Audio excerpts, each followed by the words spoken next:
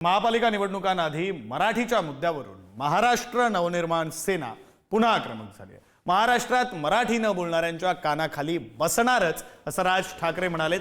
गुढीपाडवा मेळाव्यातून राज ठाकरेंनी हा थेट इशारा दिला। तर सर्व बँका आणि आस्थापनांमध्ये मराठी वापरली जाते की नाही हे तपासा असा आदेश राज ठाकरेंनी मनसैनिकांना दिलाय।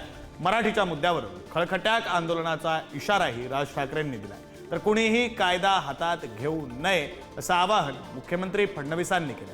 महाराष्ट्रात राहायचं असेल तर मराठी बोलता आलं पाहिजे अशी भूमिका मंत्री शंभूराज देसाईंनी घेतली आहे। तर मराठीत न बोलल्यास कायद्यानुसार कारवाई करणार असंही शंभूराज देसाई म्हणाले। या महाराष्ट्रामधल्या उद्यापासून तयारीला लागा। महाराष्ट्रातल्या प्रत्येक बँकेत मराठी वापरली जाते की नाही पहिले चेक करा। प्रत्येक बँकेत, प्रत्येक आस्थापनेत तुम्ही मराठी म्हणून सगळेजण कडवटपणे उभे राहायला पाहिजेत। या देशामधला हिंदू हा हिंदू तेव्हाच होतो जेव्हा मुसलमान रस्त्यावरती येतात।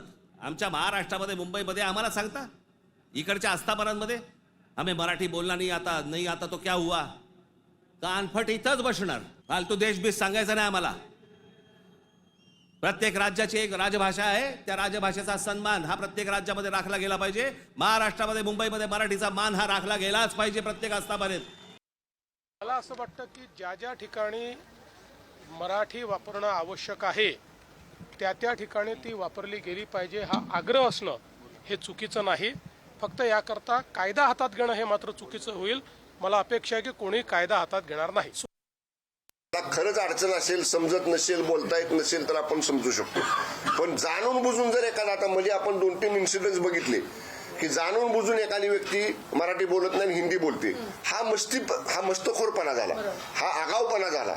अशा लोकांना निश्चितपणे पण कायद्याच्या मार्गाने पोलिसांना सांगून म्हणा किंवा बाकीच्या लोकांना सांगून म्हणा त्यांना समज दिली पाहिजे आणि त्यांना वठणीवर आणलं पाहिजे। पण महाराष्ट्रामध्ये सरकारमध्ये असताना आम्ही म्हणणं की कानाखाली लावू हे योग्य नाही। पण मराठीचा आदर आम्ही सगळेजण करतो आणि मराठी ही सगळ्यांना आलंच पाहिजे। राष्ट्रभाषेचा दर्जा मराठीला मिळालेला आहे। ज्याला महाराष्ट्रात राहायचंय, ज्याला महाराष्ट्रामध्ये काम करायचंय, उद्योग करायचा आहे, व्यवसाय करायचा आहे, नोकरी करायची, त्याला मराठी ही आलंच पाहिजे।